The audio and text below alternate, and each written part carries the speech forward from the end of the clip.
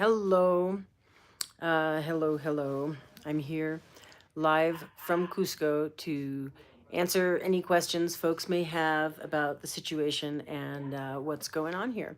So, yeah. Uh, so we're in some civil unrest, and it's been a lively couple weeks, I guess about 12 days since things really kicked off. Um, First, let me try and get a sound check and make sure that everything is audible and that everyone can hear me okay. Um, if you can't hear me okay, then please comment to that effect in the chat. And otherwise, I will assume that we're okay. All right, Vampy says sound is fine, so that is pretty good. So that's where we're at. So anyway, I'm gonna start by reading off some basic information about what's been going on and what kind of led up to all of this stuff, and we'll go from there to taking your questions, whatever those questions may be. If you're here following me, you probably have already seen a number of the things that I have posted to explain what's happening, but just really quickly, I'm going to go over all of that kind of stuff anyway. I'm trying to be very neutral and not to editorialize or give my opinions about what's going on, um, but just, to be just the facts pretty much. So, anyway, a really deep understanding of the political situation here would probably need to cover at least 60 years of Peruvian history, which would be fun to do some other time, but it wouldn't be brief. So I'm just going to go over kind of a surface view of what's been going on and what has led to those circumstances so that folks can ask me questions and ask how things are here right now, which this afternoon is fairly stable. There's not a lot of sort of crisis type stuff happening at the moment. So no panicking. But it's a republic, a constitutional republic, and there are a lot of social divides, and those are along lines of class and race and where people live and a whole lot of that kind of stuff. And the politics of all of those things are somewhat complicated and different here than they are in a lot of the English speaking world. They go back to colonization by Spain, which took some different forms from colonization by England, or a number of other countries that were colonial powers in the age of imperialism. Peru has been an independent country for 201 years this year, but the Constitution of Peru is only it only dates to 1993, so it'll turn 30 years old, the current Constitution, this coming year. So that means that not everything about how the Constitution works and what's in it has been fully shaken out legislatively, potentially. There's still room for a lot of that stuff to be sorted through. So, like I say, there are a lot of these class and race divides, and many of them are urban versus rural as well. So, close to half of Peru's population lives in Lima, which is the capital city on the coast, which is a city of about 15 million people. And everybody else lives outside of that area, and a large number of people live in the mountainous regions in the south, which is where I live, and that is where a lot of tourist activity happens, probably the bulk of it, because that's where, like, Machu Picchu, which is, one of the new wonders of the world, as they say, as opposed to one of the older wonders of the world. But whatever, it's a wonder of the world, and it's a major tourist destination, and that is here in the region of Cusco. Peru is divided up into, it's divided up, well, there's a nation, and then it has departments or regions. They used to be called departments, and now they're called regions. And then within regions, there are provinces, and within provinces, there are districts, and within districts there are communities, and those can be urban communities, which are urbanizations, generally speaking, or they can be rural communities. And so that is generally the way that it has been organized since the agrarian reform that began in the 1960s and took place throughout the 1970s. What is the agrarian reform? Well, it is the process by which Peru took away the land that was held by the hacendados, or the main colonial descended wealthy people who had it like as plantations, and returned it to ownership by indigenous Peruvians, and to individual people. So it was a really, really major reform. So it's a land back to the original people kind of movement thing that started in the 1960s and took place through the 1970s. And it's a really big deal, in my opinion, that Peru completed this process, because a whole lot of I don't know where else in the world they've really completed that as a post-colonial effort. It did not happen easily, and the president who proposed it was not able to carry it out. And then in the late 1960s and early 70s, and throughout the 70s, there were two different dictators who took charge of making that happen. And it was during that era that I first came to live in Peru as a really little kid. My parents had lived here prior to that. They, in fact, met here. Anyway, so that was a really long process. And when that sort of came to an end, then there was the first free election again in 1980. Peru elected the president who had proposed the agrarian reform back in the 1960s, and he took office. And a lot of infrastructure build outs really date to the latter part of the 1970s and the 1980s, under that president whose name was Belaunde. And he really did a whole lot. Now, as Peru became much freer and much more politically aware, with all of that kind of stuff going on, there also was a rise in political unrest and a rise in terrorism in general during that span of time. And that ramped up and heightened up in lots and lots of different ways, culminating kind of in the 1990s. And around that time frame, there was a president who came to power named Alberto Fujimori, and he was a pretty right-wing guy. And he is well known for being the person who redrafted the Constitution and made the Constitution that we have now here in Peru. And among other things, he established formal organizations called the Ronda Campesina. It's the country sort of vigilante police that are acknowledged and recognized. So they do the local policing. This doesn't get talked about much as being one of his legacies, but it is.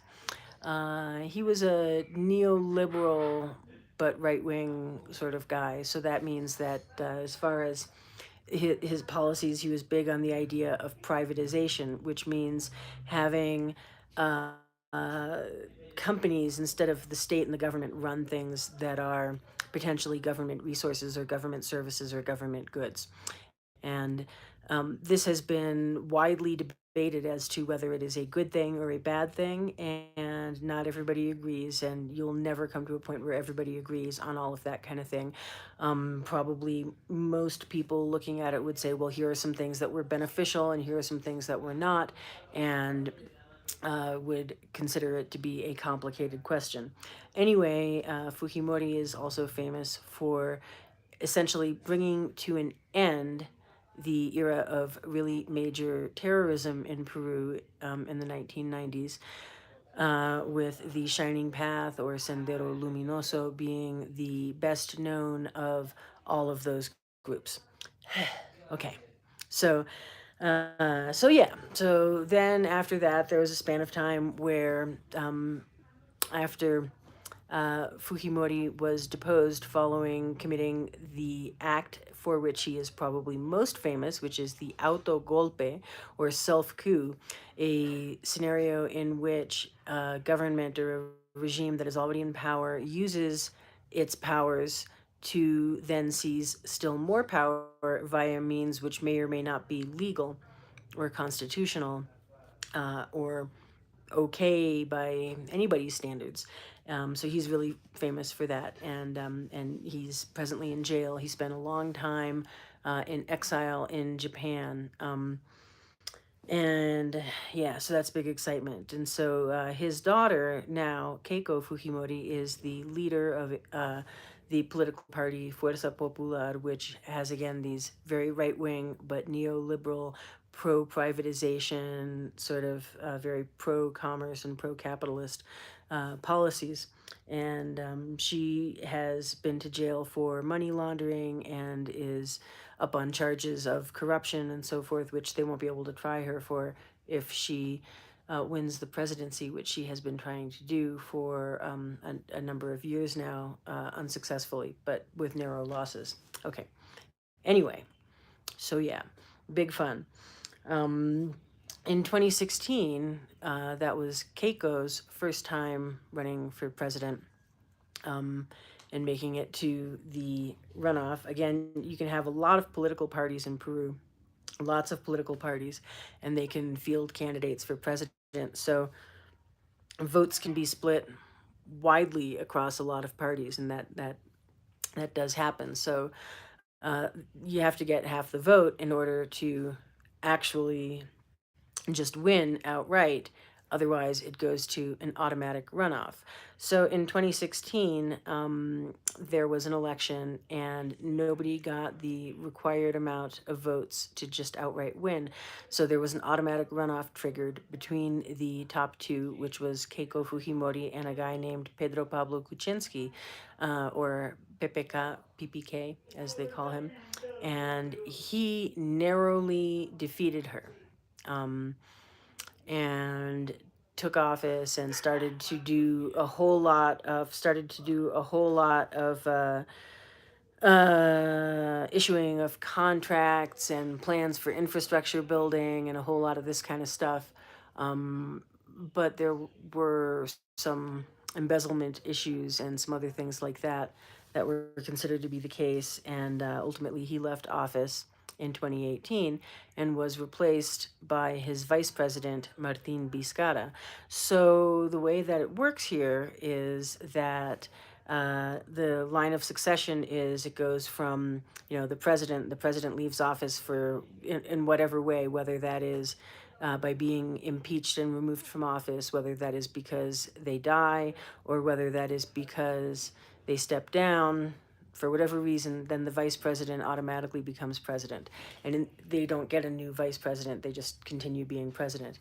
In the event that that president steps down or is removed from office or leaves office for whatever reason, then the presidency in the normal line of succession passes to the president of Congress. So, okay, now you know the lines of succession and the whole thing. So yeah, so back to 2018 when Vizcarra took office, and he had a very clear mandate from the general public to be a reformer and maybe engage in constitutional reform, and maybe um, do whatever he could do to stem the tide of corruption, which is graft and embezzlement and pay to play and favoritism in giving government contracts, and some of the stuff that is seen as embezzlement, that is seen as corruption here in Peru, is what people in the USA would call lobbying.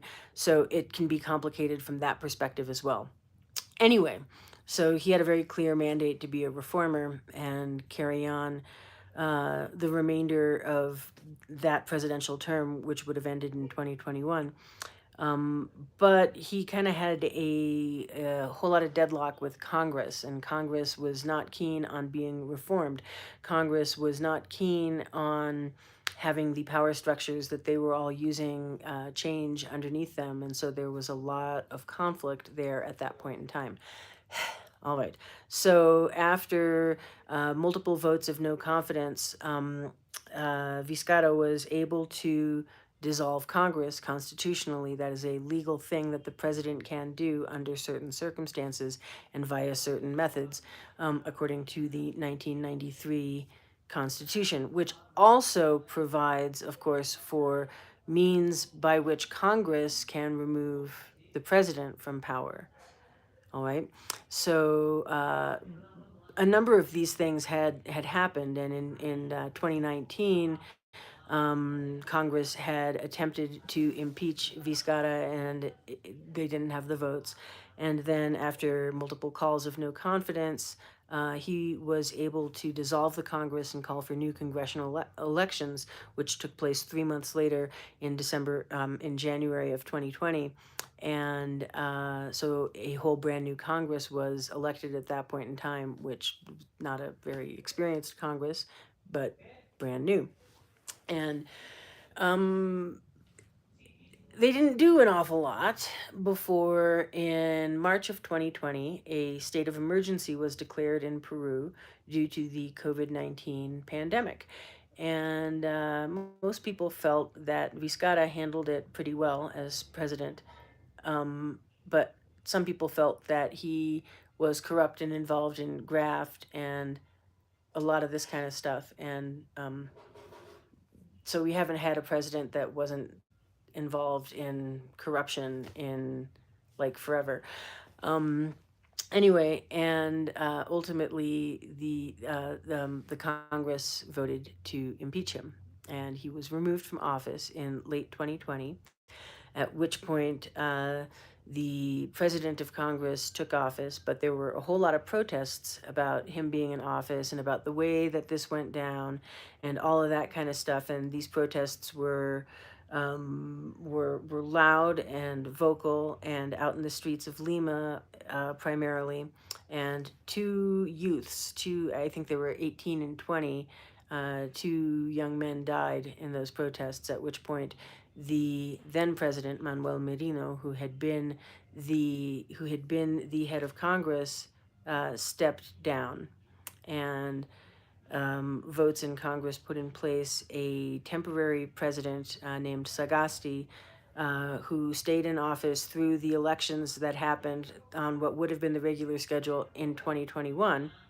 And there were, I think, 19 candidates, and nobody got the requisite votes to take the presidency. And so it went to a runoff between, again, Keiko Fujimori and Pedro Castillo, who nobody thought had a chance in hell of winning an election like this, because he had been he had risen to fame and prominence as the leader of strikes on the part of the teachers union. And he came from a very far left communist Peru Libre party. That's who he was running with. And nobody thought that he had a chance of coming in like in the top five until he gave some really impressive speeches that moved, that really appealed to a lot of people who had felt underserved in the indigenous and more rural communities of Peru, and a whole lot of that stuff. And on the basis of those votes, plus votes against Keiko Fujimori, the daughter of the jailed former president that invented the autogolpe or self-coup, he won. But anyway, so he came in second, and then he won the runoff. And again, many people were surprised by that. People thought there were a number of other candidates who had a lot of experience, and there were a lot of other people who everyone thought would be running against Keiko in the runoff that everyone expected to happen. And so this was already very surprising. And so when he took office, he had no experience in a government role, didn't have a strong team, didn't really have backing of the entirety of the Peruvian population, and he did have strong opposition from people who wanted career politicians to be in those kinds of roles. He also was seen by many people in the indigenous and rural communities as being a big hope for reform, right? So maybe now there would be a situation where the politicians in Lima would have to finally care what was going on in the not Lima parts of Peru. And so there was a lot of hope there on the part of a lot of people. So he had a mix of support and also votes that he received from people who just didn't want Keiko. All right, and so it was complicated, and he started right off with proposing some reforms to a variety of different things, and by installing a cabinet, again, not all of whom had um, tons and tons of experience in their field. And right from the get go, like from the very first week that he was in office, he faced impeachment proceedings from Congress who felt like he had no business being there whatsoever. And some people felt that way. Some politicians, as well as some voters, felt that way for, you know, really structural and rational reasons, like that he didn't have much experience and that his party was linked to uh, really far left and potentially even terrorist organizations in the past, you know, organizations which are now defunct, or generally believed to be defunct.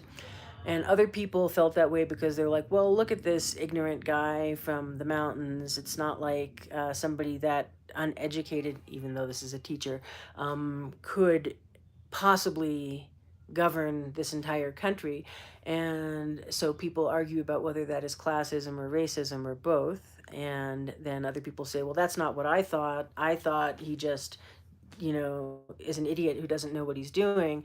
There's all kinds of perspectives surrounding all of that kind of thing. So he has not enjoyed strong support necessarily across Peru on the whole, but he has been iconic for a lot of people in rural indigenous communities who strongly hoped that at last this would be the indigenous background president that would not be corrupt, would rout out corruption, would do good things, and would break the stranglehold of Lima on the rest of the country as they saw it. So he had lost a lot of support even from people who originally supported him because Peru's economy, although the most stable economy in Latin America and the most stable currency in Latin America, has struggled, as has every economy in the world. And there are plenty of allegations, many of them apparently credible, of corruption and embezzlement and nepotism and a lot of that kind of stuff, right? So, uh, uh, so all of that's been going on. At the same time, Congress has the lowest approval rating, like of any Congress ever in Peru's history. It's like really low. It's like 15% approval, and it's pretty bad. So what happened was there was the third vote of impeachment was on the floor to be heard on December 7th at 3 p.m. And the head of the Council of Ministers, which is the head of the government organizations that are ministries that do a lot of the administrative function in Peru, most of it, had already said it's time for the call of no confidence, number one, of which you need two in order to impeach, in order to dissolve the Congress. And there wasn't really time ahead of the vote for impeachment for a second one to happen, and there wasn't there was a whole lot of sort of vagueness going on with all of that kind of thing. And but probably most people think probably there were not 87 votes needed in order to impeach Castillo, and he probably would not have been impeached on Wednesday, December 7th, except that at noon, ahead of the vote for impeachment, he came out on TV and he said he was dissolving the Congress, which is not something he can just do because they want to impeach him. It is something he can do under specific circumstances, but it was not, those were not met. So he said he was dissolving Congress and he would rule by fiat until such time as a new Congress could be formed and constitutional reform could take place. And those were things that some people in Peru were in favor of seeing happen, and other people are not. There was a whole lot of chaos and a lot of discussion about all of that, and Congress continued based on the assumption that they declined to be dissolved and did not agree that this was a legitimate move for Castillo to make. They considered it an autogolpe or a self coup, like what Fujimori attempted to do, or like what Trump attempted to do on January 6th in the USA. So they considered it to be that, and they met and they moved up the vote for impeachment, and they voted to impeach him. With only 6 opposing and 10 abstaining. And so at that point, they had the votes to impeach him and remove him from office.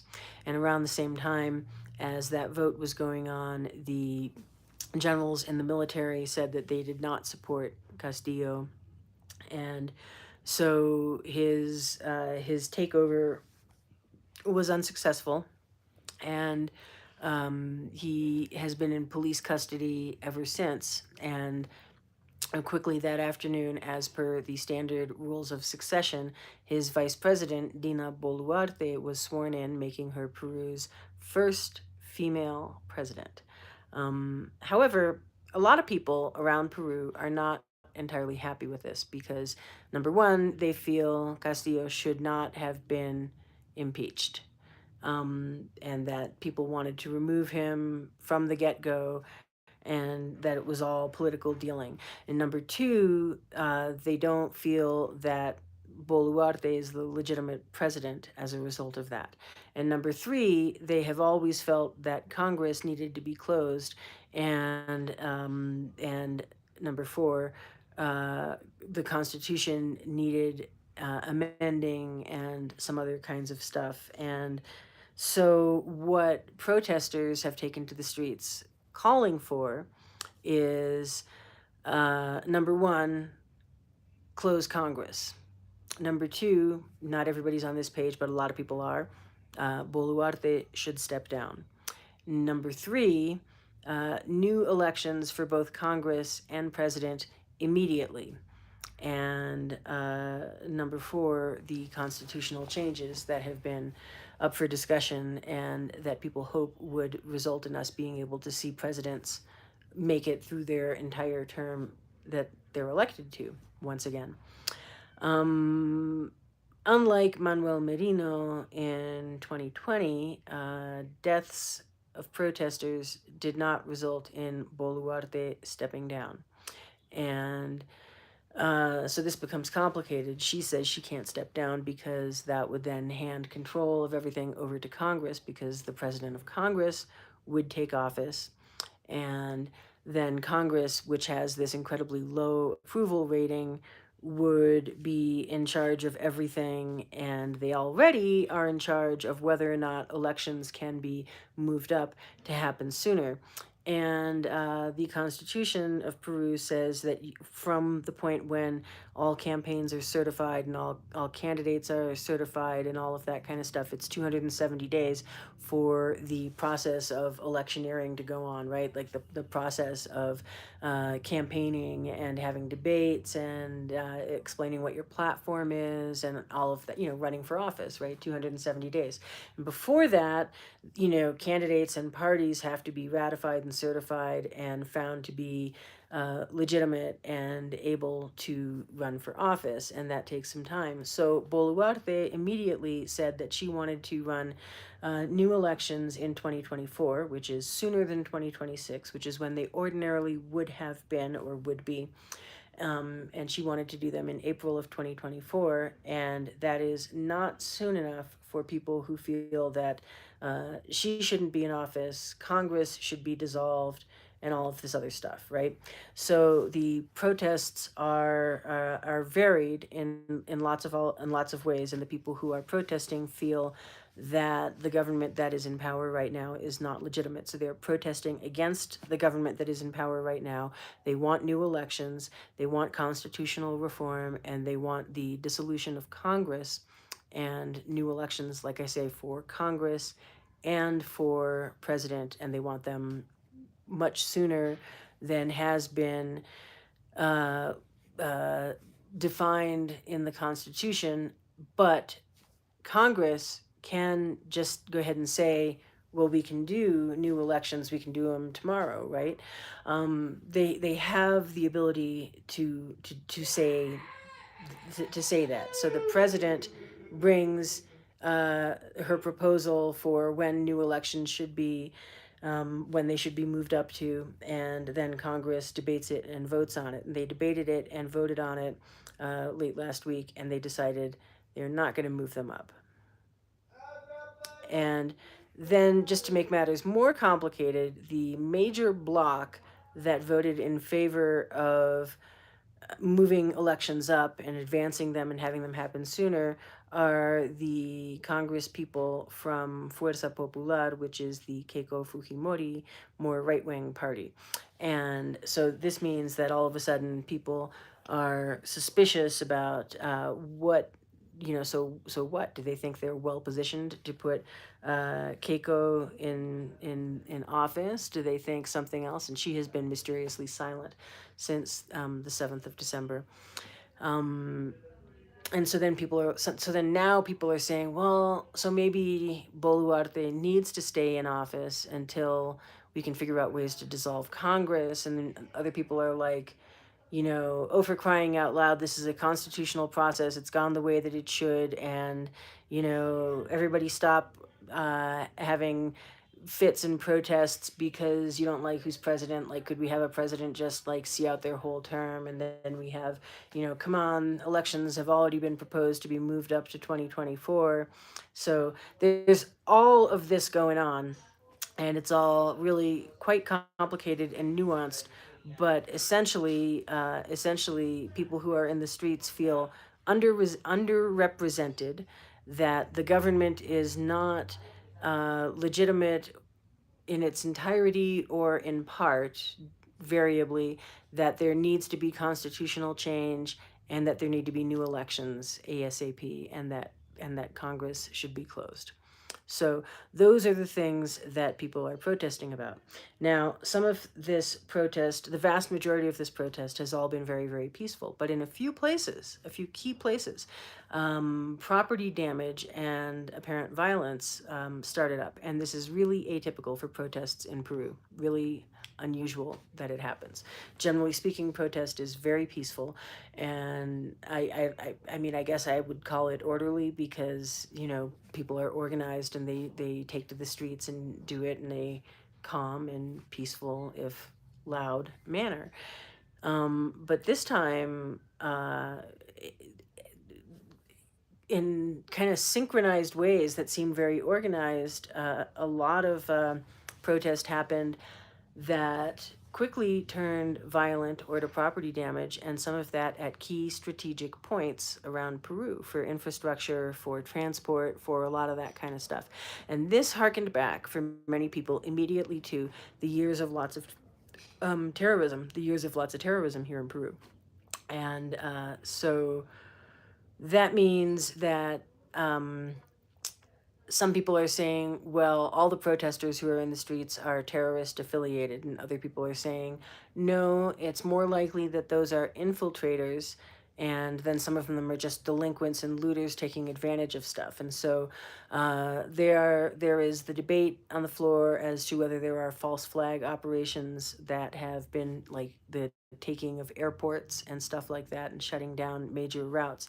But at the same time, in legitimate protest, it is common for roadblocks to happen to block transport, because protests are supposed to be disruptive. They're supposed to make people have to contend with whatever it is that protesters are asking for. And so that's all pretty complicated. As of this morning, 25 protesters are dead, and lots more, hundreds are wounded, and there have been injuries and I believe 2 deaths to police as well. Uh, the current government of Peru declared a national state of emergency and issued curfews for a number of regions or a number of provinces, because it's province by province, where they feel that more unrest is likely. And one of those is the province of Cusco, which is the city of Cusco, or a lot of the city of Cusco is inside of that. Although some parts of the city of Cusco are in another province. And remember, it's a whole region that is called Cusco. So that's like a state. So it's like, like you have New York, New York, there's a New York City, and there is a New York State. And now, in addition, New York City is composed of lots of of boroughs, right? So again, there are multiple districts that are within the city of Cusco. So that all is stuff that sometimes complicates things. Anyway, so all last week, pretty much every major road and many minor roads in the south of Peru were completely roadblocked, shut down. The major airports in the south of Peru were shut down. Those have resumed operations. The last one that was waiting to resume operations did so today. And so during the course of those airports being shut down and transit being shut down, there were uh, scarcity situations that developed in terms of goods not going to where they were expected to arrive. And there were circumstances in which travelers, and especially tourists, because the south of Peru heavily depends on, well, Cusco in particular, heavily depends on tourism.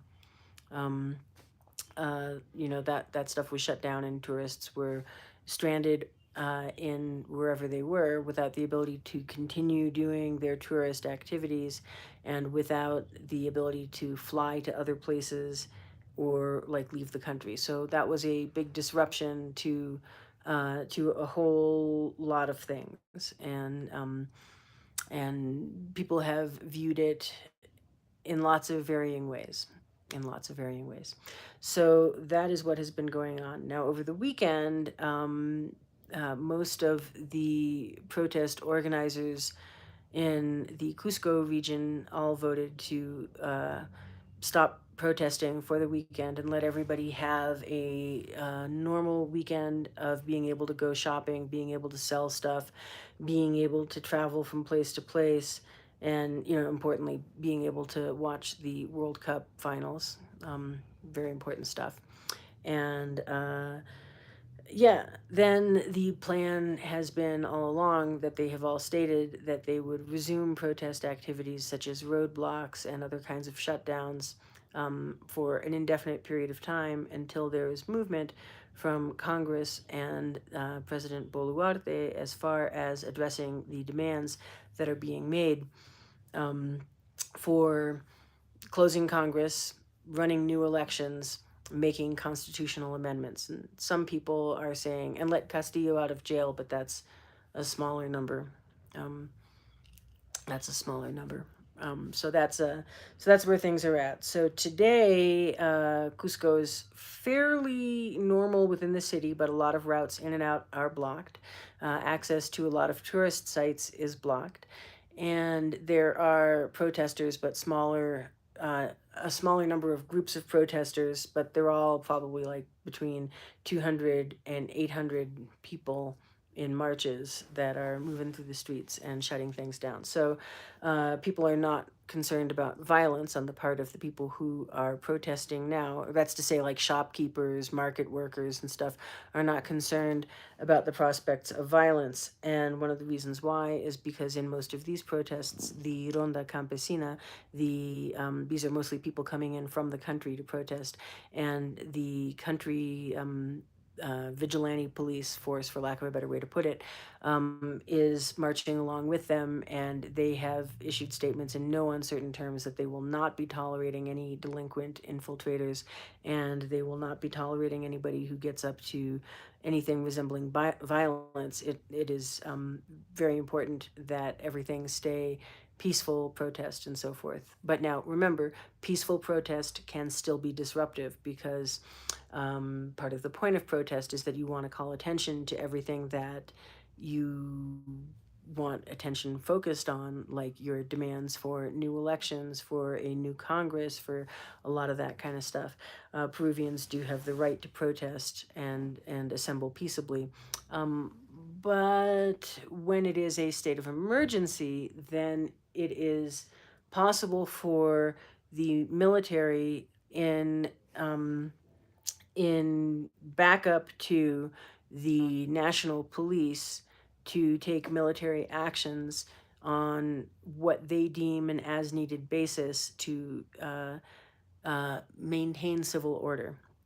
So, so that is a thing that is possible under a state of emergency, and also with curfews where you're not supposed to go out. So it is either tonight or tomorrow night. The terms of how it is published are not super clear where the curfew will end. So either it ends tomorrow morning at 4 a.m. or tomorrow night will be the last night that there is curfew. But so there's curfew from 8 p.m. to 4 a.m. in Cusco, and other times in other provinces, and so that is where things are at. There's no real reason to expect a lot of violence at this point in time, but there is still reason to expect disruption to travel plans and that sort of thing. So, so that's where we are. Um, so I guess now we can take questions.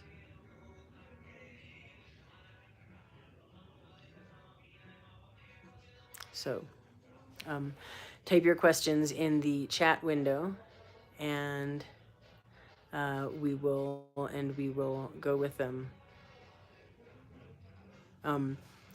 We have a request, Spanish, please. Por favor, si lo podríamos explicar en castellano, en español. Bueno, han sido 40 minutos, entonces es muchísimo.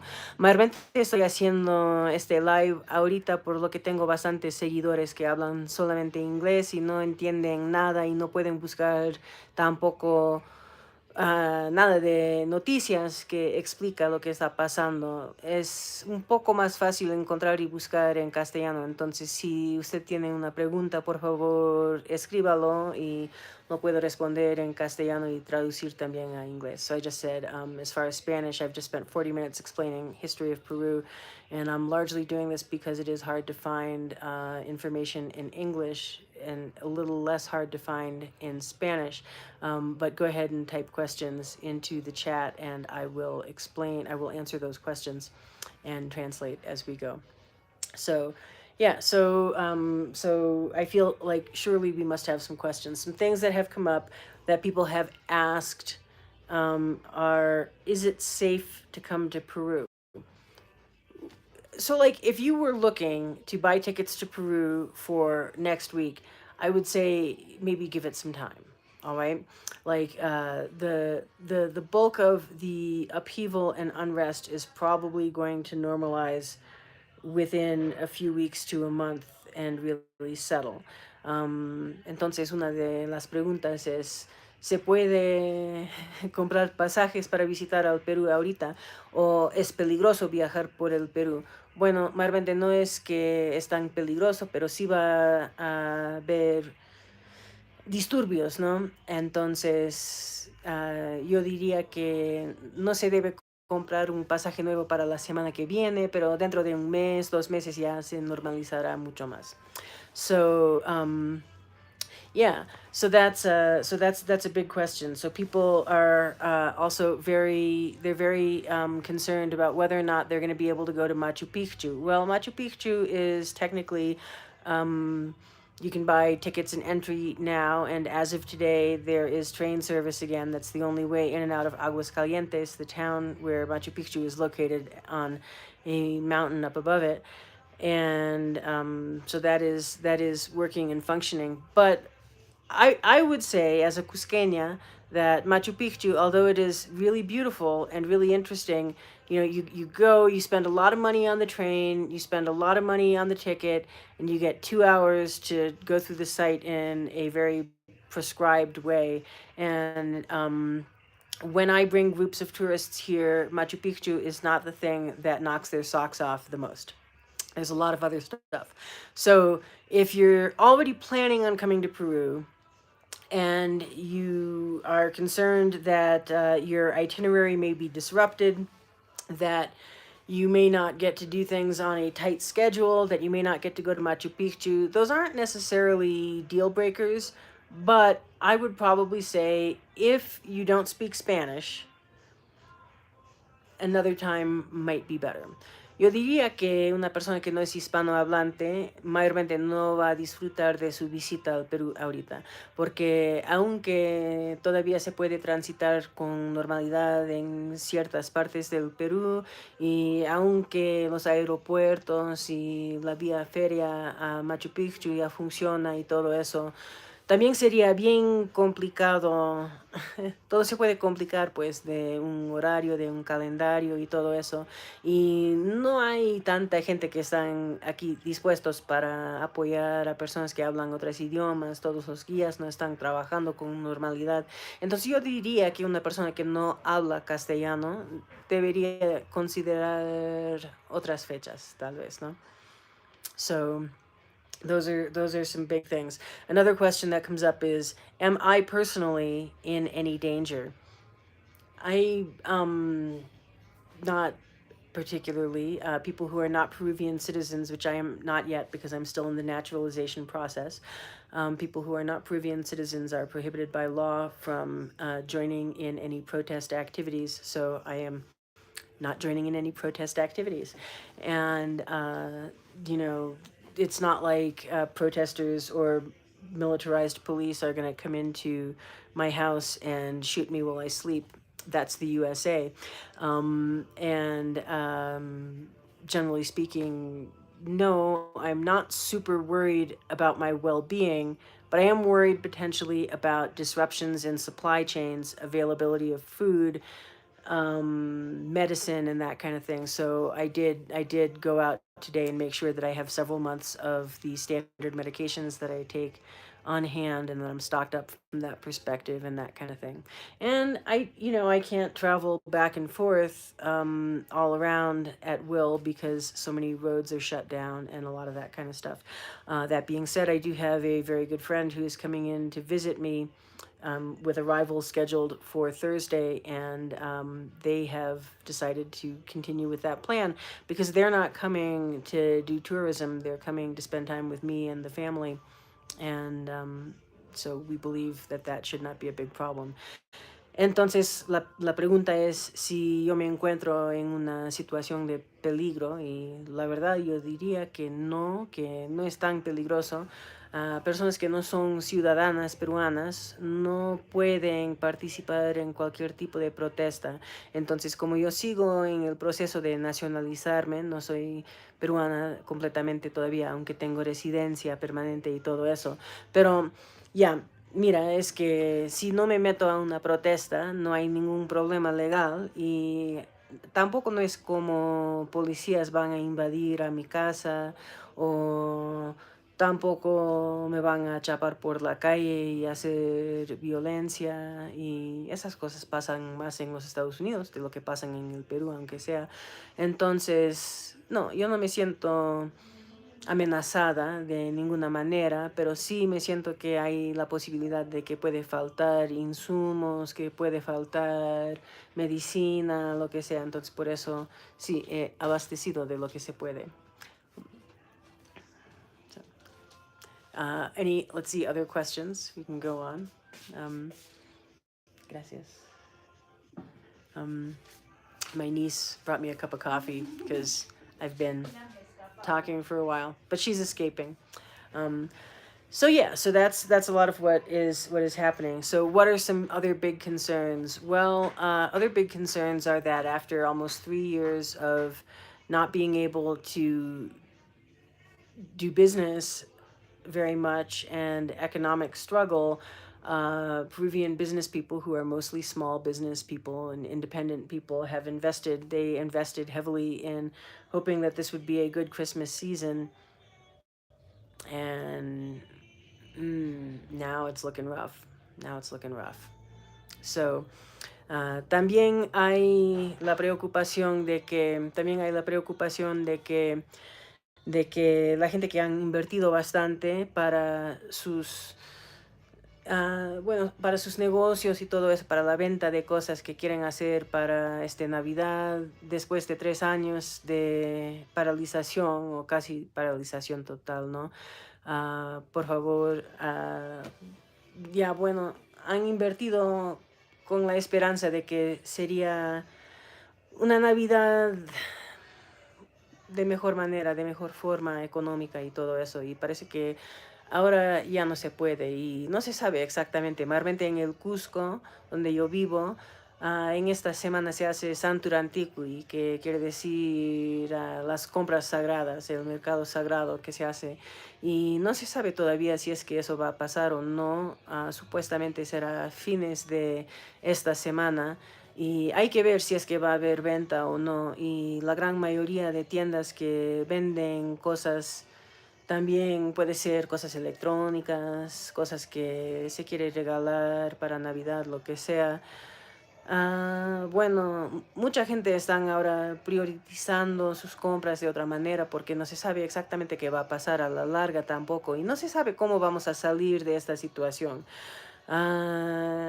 Lo siento, pues estoy tratando de explicar en 2 idiomas ahorita, entonces para responder a cualquier pregunta, por favor, si tienen preguntas en español, que lo escriben y puedo responder y también traducir a inglés porque estoy tratando de hacer los dos, ¿no? Como tengo bastantes seguidores que hablan solamente inglés y en inglés hay mucha falta de noticias que son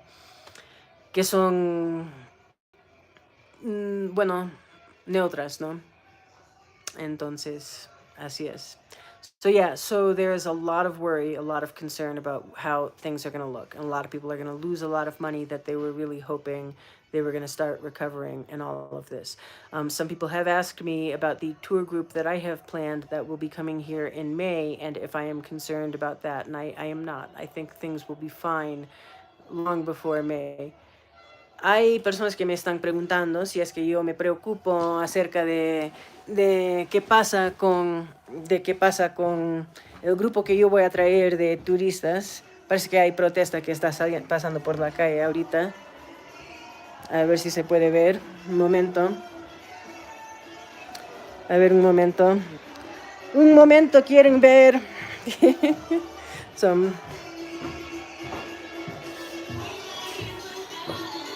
So here's what it looks like on the street.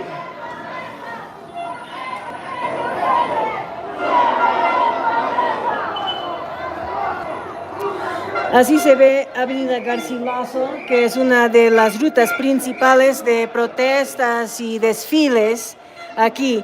Y la gente que se ve aquí son mayormente personas del campo, personas que no tienen mucha plata, que vienen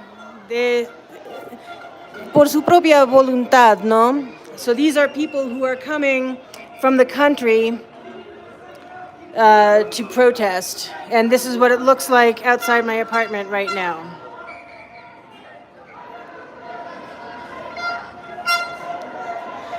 And if you can hear what people are chanting and shouting, it is mostly close Congress.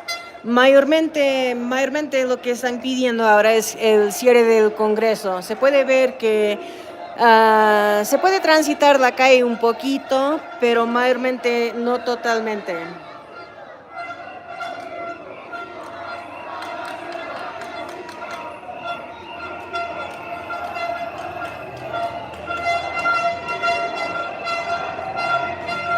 Sí, la población sigue pidiendo cierre del Congreso y la renuncia de la presidenta Dina Boluarte y creen que mayormente no es legítimo el gobierno que tenemos ahorita.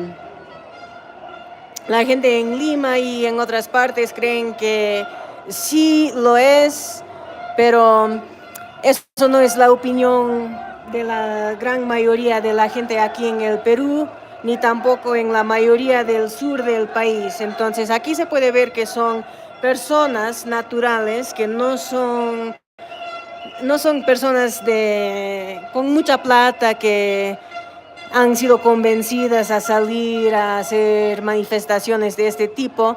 Además, se están identificándose. Por ejemplo, aquí viene una comunidad campesina que ahí tiene su banderola que dice quiénes son. Entonces, ¿acaso tienen miedo de ser identificados? Están haciendo protesta como es su derecho. So these are people who are identifying themselves as parts of the rural communities to which they belong, and they are using their legal and constitutionally protected right to protest. They're not afraid of being identified. They are taking to the streets in a peaceful and organized manner, and they are coming from a lot of places all around Cusco and even further away. So this is a pretty large protest. And so this is Sangarara Acomayo, which is a ways out. It is 3 or 4 hours drive from Cusco under ideal conditions. And you can see that these are legitimate protests coming in here. This is the Comunidad Campesina that's coming in from Acomayo. And so this has been the steady soundtrack of life in Cusco. Así pues luce Cusco ahorita. Mayormente en las tardes están haciendo más marchas y son pacíficas. Y a veces en la noche, bueno, la semana pasada en la noche hemos visto que sí había personas delincuentes que estaban caminando por todo sitio, aprovechándose de lo que había protesta, ¿no? Y esas personas no han sido partes de las protestas, sino delincuentes que estaban aprovechando. Hay otras personas que creen que tal vez son infiltrados de otros grupos que antes existían, pero ahora ya no tanto.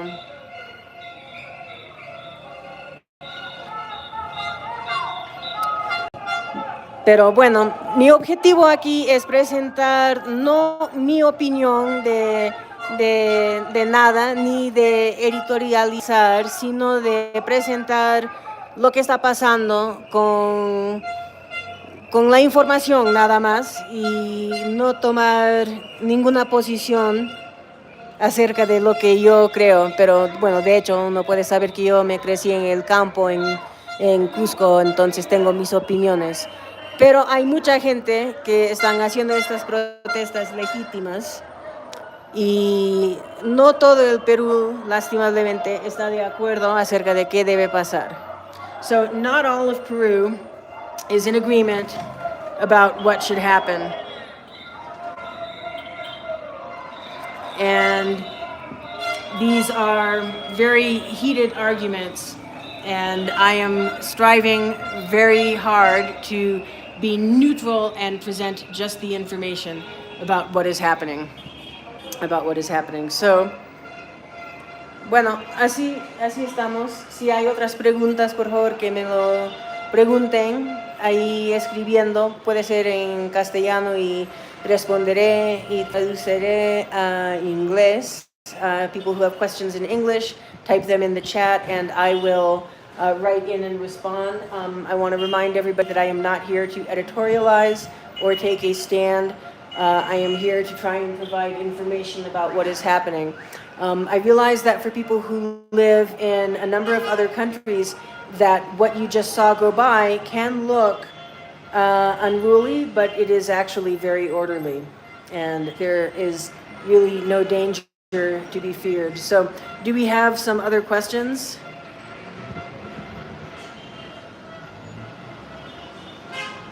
Any other questions?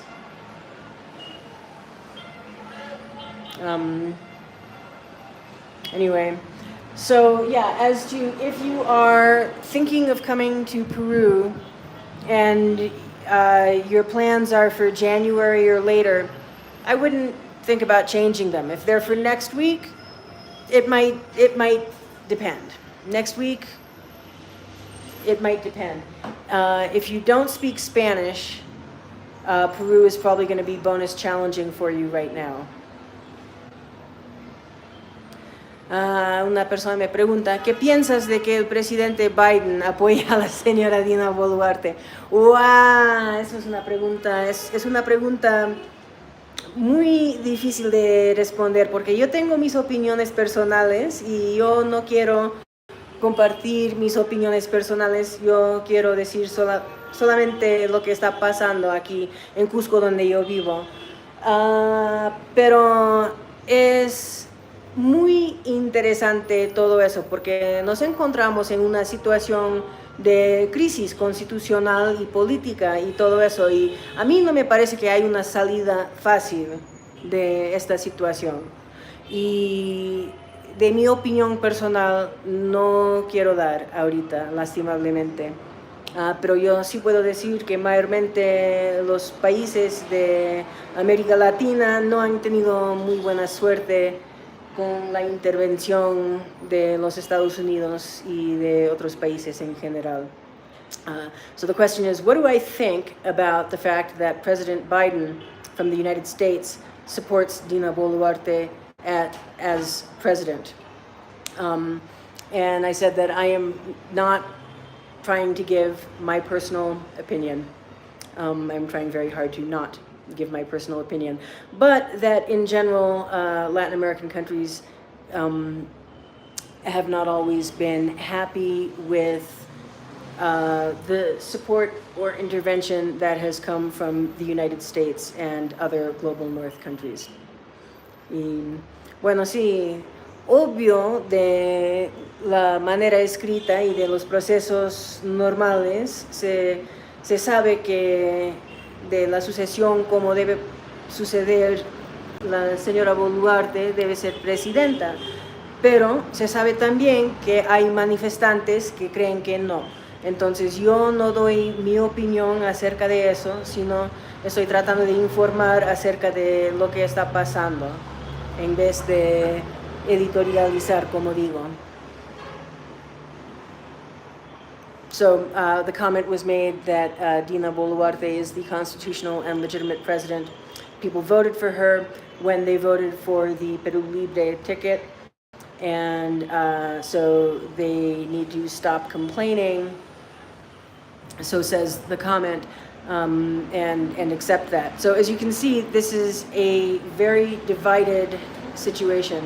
Entonces yo diría que el Perú ahorita está muy dividido entre las personas que creen que el gobierno va bien y funciona de la manera legal, que obvio pues es la manera constitucional de lo que se dice, de lo que procede de todo lo que indica eso, pero sin duda también podemos ver que hay mucha gente en la calle que creen que no está sucediendo lo debido, lo indicado, y que quieren que se cierre el Congreso, que quieren que Boluarte se renuncia, y está bien complicado. So, yeah. Pero les hago recordar, por favor, que estoy aquí solamente para informar de lo que está sucediendo y no para opinar acerca de lo que debe ser los asuntos constitucionales ni procesos legales y todo eso, sino solo porque hay mucha gente que mayormente y que son seguidores de mi empresa, de mi compañía, que viven en otros países, que hablan solamente inglés y que no pueden encontrar nada de noticias acerca de lo que está pasando, o lo que encuentran se trata solamente del asunto de qué pasa con turistas que están varados en algún sitio y todo eso. Y entonces, bueno, como digo, mi objetivo no es nada de decir lo que se debe pensar acerca de los procesos constitucionales, y tampoco de qué opinión tengo yo personalmente de Congreso, nada de eso, sino para informarles que aquí en Cusco sí hay mucha gente que no están en acuerdo, ¿no?, acerca de muchas cosas, y entre ellos tampoco no están totalmente de acuerdo de todo, ¿no? Pero sí hay opiniones que tienen su derecho para protestar y manifestar de manera pacífica, y eso es lo que están haciendo. Michelle wants to know, Michelle wants to know, sorry, I'm working on this. Do most protesters stay in Cusco before or after the protests, or do they return to their communities immediately? Does the curfew make that problematic? Yeah, it depends. So people have to be indoors at 8 p.m., so they can't be out on the streets after 8 p.m. And of course, this also depends how much that's enforced. Part of the intent of the curfew is to prevent nighttime manifestations that can be hard to control from a police perspective. So that means that that police can say anybody who's out on the streets at night is up to no good and needs to go home. We're seeing people stay overnight in some cases, but nobody's like sleeping rough on the streets or anything like that. Excellent question. La señora me ha preguntado si los manifestantes que vienen de otras partes, de otros distritos y provincias del Cusco, quedan durante una noche, más de un solo día, o si regresan a sus comunidades en la noche. Y mayormente me parece que depende mucho, pero no, mayormente no están en la calle de noche, saben pues dónde pueden ir a quedarse sin estar en la calle, porque si están en la calle después de toque de queda, están cometiendo un delito. Entonces, otra vez les hago recordar, por favor, que no estoy aquí para promulgar opiniones acerca de qué debe pasar en esta situación, sino solamente para tratar de explicar mayormente para mi clientela y mis seguidores en otros países que hablan mayormente inglés, qué está pasando aquí, porque las cosas que están publicando en el exterior mayormente no tienen mucho sentido y causa confusión también un poquito. Yo puedo decir que yo sí soy una persona que ha crecido en el Cusco desde muy niña, desde los años 70, aquí vivo, estoy en el proceso de nacionalizarme y todo eso, y mi otra nacionalidad es de los Estados Unidos. Entonces sí, es una situación un poquito complicada, pero yo me quedo en casa mayormente observando y todo eso. Muchas personas me están preguntando si es peligroso venir al Perú ahorita. Yo diría que, bueno, ahorita tal vez postergalo una visita como hasta que se normaliza un poquito, ¿no? Pero si alguien tiene planes para enero, febrero, después de eso, normal, espera nomás, pues, con tranquilidad, porque el Perú no es un país así de estar en caos permanente tampoco. Se va a solucionar. Aquí hay otra persona que dice que lo que pedimos al gobierno de la señora Dina Boluarte es mano dura para, ay, ahora no me quiere mostrar, para los delincuentes terrucos. Ya, y eso también es una opinión que tienen muchas personas, y estoy explicando que hay muchas personas que creen una cosa u otra cosa. Entonces el Perú está en un desacuerdo en general ahorita, es una división, y para mí, yo solo quiero estar aquí para reportar lo que está sucediendo, no para decir exactamente qué cosa. Entonces, ¿qué están pidiendo los manifestantes? Los manifestantes aquí en Cusco están pidiendo cierre de Congreso, están pidiendo elecciones nuevas, que también no se puede lograr constitucionalmente con tanta rapidez, al toque no se hace, se necesita 270 días para el proceso electoral, y antes de eso hay que ratificar candidatos y partidos y todo eso. Entonces no se puede hacer al toque, pero es decisión del Congreso cómo lo van a adelantar o no. Y estoy tratando de explicar estas cosas, pero sin dar nada de mi opinión, porque la pura verdad es que es muy complicado esta situación de este grupo de manifestantes que recién ha pasado. Yo veo el pueblo, yo veo pues personas que vienen del campo y que están manifestando de manera legal, haciendo una protesta, de personas que están tomando aeropuertos, que están haciendo cosas de delincuencia, eso es otra cosa. Y no se no se garantiza nada de que se puede cometer violencia, tomar aeropuertos, esas cosas, es otra cosa. Pero para marchar en la calle, eso sí, es legal. Bueno, algunas otras preguntas. So the questions there are, do I see terrorists taking to the streets right now, or do I see a community protesting?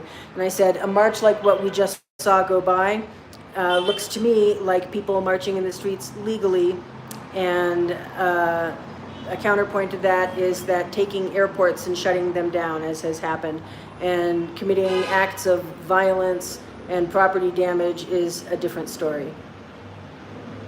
You have a number of commenters in Spanish who are expressing multiple viewpoints and so forth, and so I would encourage people to go and read those and translate them if you are English speakers, because it is a very complicated scenario. ¿Ya alguna otra pregunta acerca de lo que está sucediendo aquí en Cusco? ¿Cómo está la situación? Any other questions about what's going on here in Cusco, what the situation is like?